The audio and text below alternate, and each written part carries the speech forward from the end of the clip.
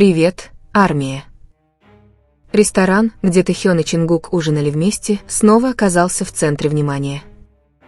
В своих аккаунтах в социальных сетях руководство ресторана поблагодарило Тэхёна за визит и сообщило, что если они вернутся, то предложат им гораздо более тихое место, где они смогут насладиться трапезой без такого количества людей.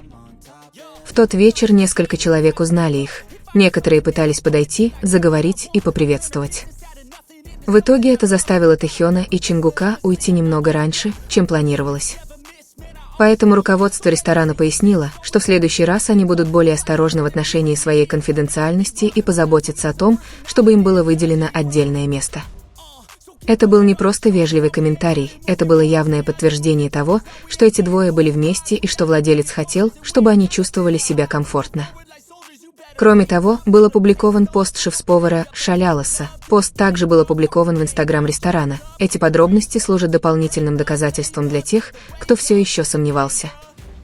Долгое время некоторые подписчики утверждали, что это были не они, но с этими подтверждениями больше нет никаких сомнений. Тэхён был там, ужинали вместе, наслаждались временем, не притворяясь.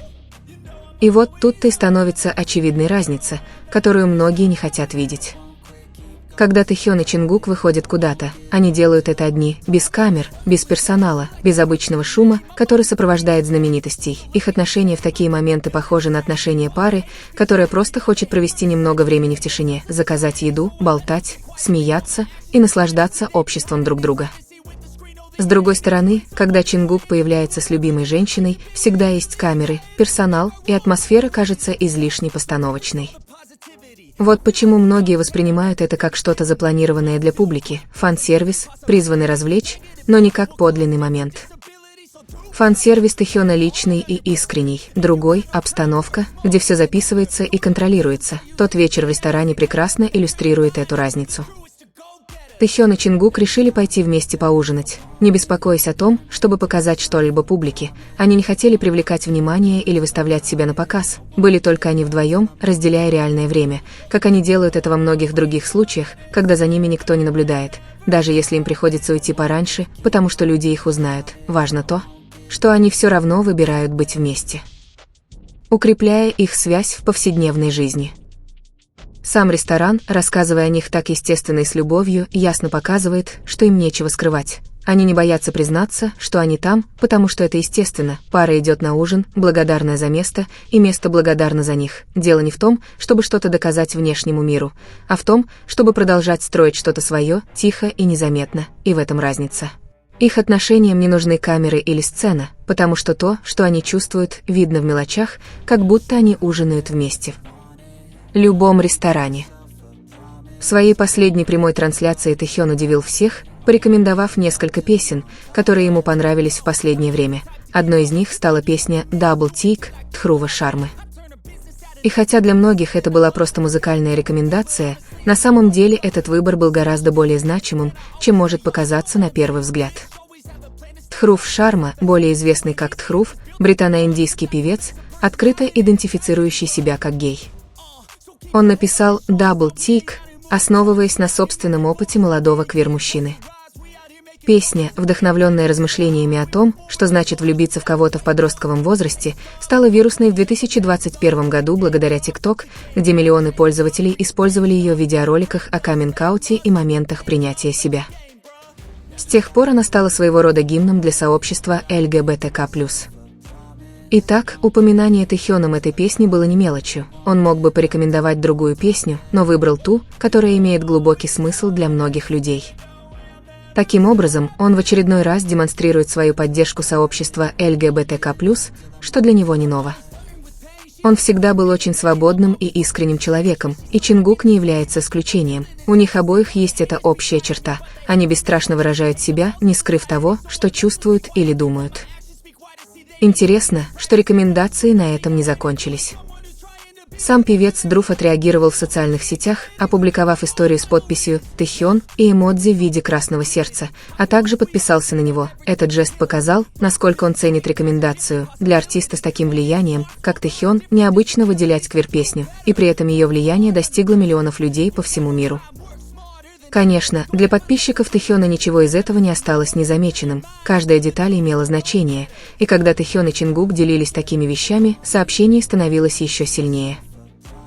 В последние месяцы они казались ближе, более открытыми, и не пытаясь скрыть то, что раньше было более очевидным, их отношения казались естественными, общие моменты, рекомендации, простые жесты, которые в совокупности давали понять, что многие уже чувствовали. Именно здесь ощутима разница от того, что другие пытались интерпретировать, как в случае с Чингуком. То, что Тэхён и Чингук делали, не было постановкой или критикой, это были простые вещи, отражающие настоящую близость. Совместный ужин, рекомендации музыки, общие жесты, ничто из этого не казалось запланированным, это было просто частью их повседневной жизни. И мало-помалу каждое действие Тэхёна складывалось в подтверждение того, на что многие надеялись, не требовалось прямых заявлений, факты говорили сами за себя. От их более непринужденной публичности до того, как они делились подробностями, которые раньше казались сдержанными, все указывало на одно и то же, на подлинные отношения, такие, которые не требуют чрезмерной показухи. То, что произошло на этом живом выступлении с Тэхёном, было не просто музыкальным моментом, это было еще одним доказательством того, что они с Чингуком находились на том этапе, когда открытость и естественность были важнее скрытности. Тем временем фанаты видели, как каждый из этих жестов выстраивал историю, которую становилось все сложнее отрицать. Одной из самых поразительных особенностей отношений Тэхёна и Чингука было то, как они повторяли определенные жесты, когда были вместе. Это было не просто совпадение или случайный поступок, это была закономерность, которая повторялась снова и снова, и при внимательном наблюдении многое открывало об их отношениях друг с другом. Эти жесты были естественными, словно частью их личного языка, который понятен только им. Когда кто-то постоянно ведет себя одинаково по отношению к кому-то, это потому, что он делает это без особых раздумий. В случае Тэхёна жесты пары очень четкие, бесстрашные прикосновения, наклоны близко друг к другу или поиски взглядов друг друга, несмотря на все происходящее вокруг. Интересно, что они никогда не выглядят неловкими или вынужденными. Напротив, они создают впечатление, что чувствуют себя безопаснее рядом, как будто им не нужно ни перед кем объясняться. Эта естественность контрастирует с тем, что происходит в других ситуациях. Например, когда Чингук появляется со своим любимым человеком, они почти всегда окружены камерами, персоналом и тщательно подготовленной атмосферой. Из-за этого многие воспринимают это как ловушку, своего рода фан-сервис, призванный развлечь публику. В Тэхёне нет никакой спонтанности, вот почему так много фанатов отмечают, что Тэхён – личный и искренний человек, в то время как другие кажутся скорее рассчитанным зрелищем, где ничего не оставлено на волю случая. Явный пример этого различия произошел в тот вечер, когда Тэхён и Чингук решили вместе поужинать.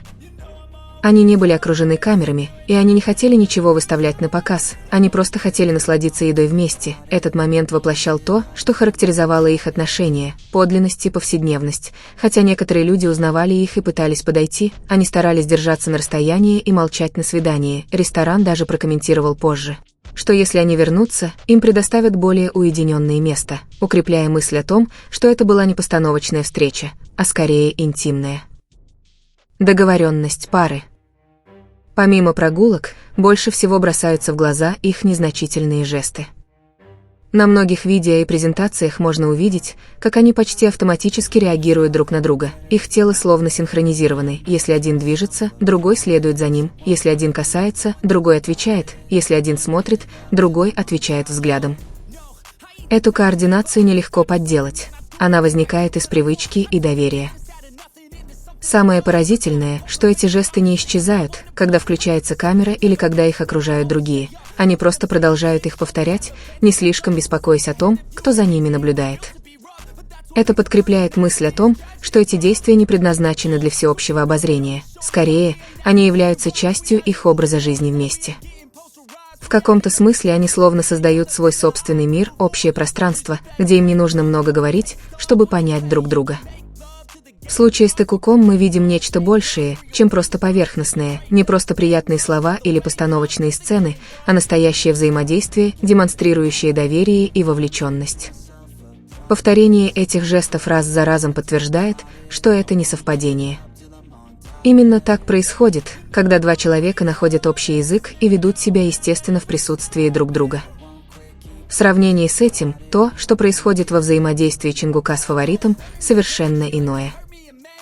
Там каждое движение словно контролируется камерой и съемочной группой, словно часть сценария. Именно это различие заставляет многих воспринимать это не как аутентичность, а скорее как продукт для фанатов.